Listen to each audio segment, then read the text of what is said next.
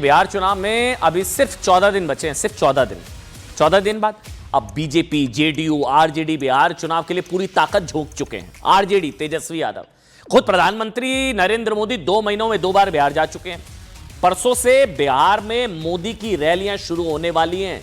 तेजस्वी यादव भी लगातार जनता के बीच है।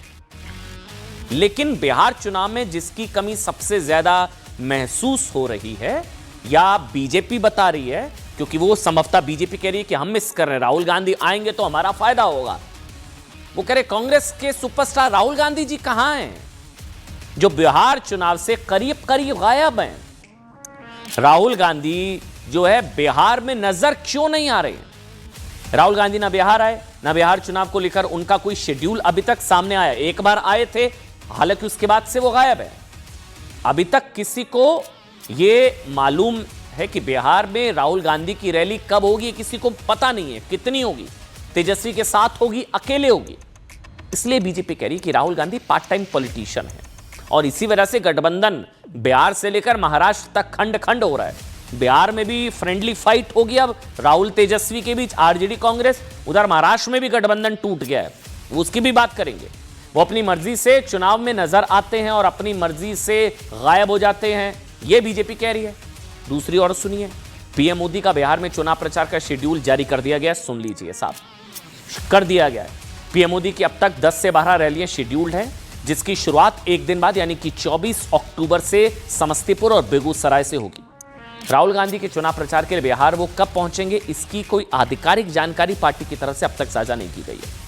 राहुल के बिहार चुनाव से लगभग गायब होने को लेकर, वैसे वो विदेश चले गए थे, अब वो लौट आए हैं, इसको लेकर इसलिए भी सवाल है क्योंकि अभी तक महागठबंधन मुख्यमंत्री का चेहरा भी नहीं तय कर पाई है। सीएम कौन होगा?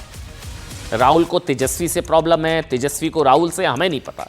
लेकिन कांग्रेस आरजेडी में कई जगह गृह युद्ध की स्थिति है।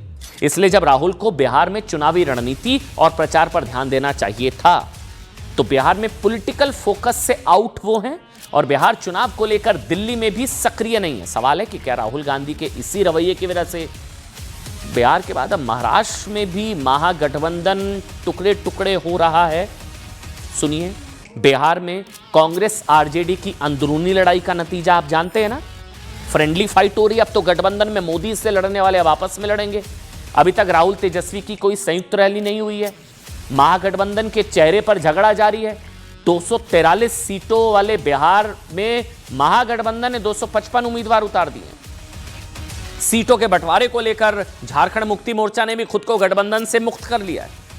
महाराष्ट्र में अब सुनिए, महाराष्ट्र में क्या हो गया है।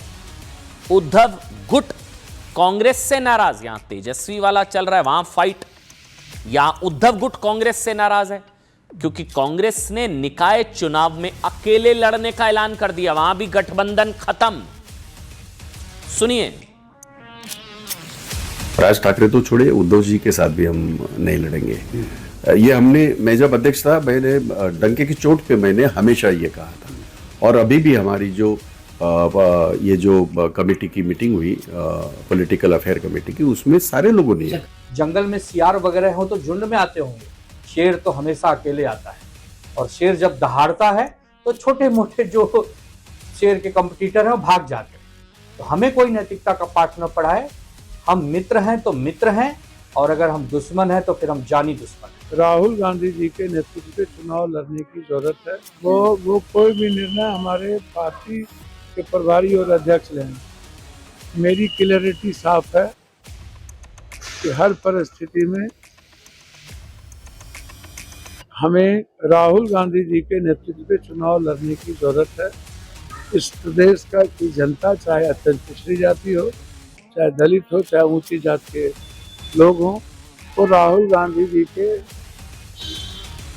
संघर्षों में अपने विश्वास को रखते हैं। अगर कोई अति अहंकार में ये सोचे कि हम अकेला ही काफी हैं, तो फिर गठबंधन का औचित्य क्या है? साथ मिलकर लड़ने की बातें थी और हम लोगों ने झारखंड में लड़ा, हम लोगों ने दिखला दिया कि गठबंधन में क्या ताकत होती है। साहब आप समझिए, बिहार चुनाव में महागठबंधन लगभग टूट चुका है, फ्रेंडली फाइट हो रही है, सीटों पर सहमति नहीं बन रही है। कांग्रेस और आरजेडी समेत गठबंधन के कई दलों के उम्मीदवार एक दूसरे के खिलाफ चुनावी मैदान में हैं। मोदी से लड़ने वाले आपस में लड़ रहे हैं। महागठबंधन की कल एक ज्वाइंट प्रेस कॉन्फ्रेंस थी जिसमें महागठबंधन में शामिल नेता दलों के नेता शामिल होंगे। इस बीच खबर सुनिए, अशोक गहलोत और बिहार कांग्रेस प्रभारी कृष्णा अल्लुवुरु ने तेजस्वी यादव से मुलाकात की, कुछ सीटों पर फ्रेंडली फाइट की बात दोहरा दी है। बीजेपी ने क्या कहा, सुधांशु त्रिवेदी ने, सुनिए।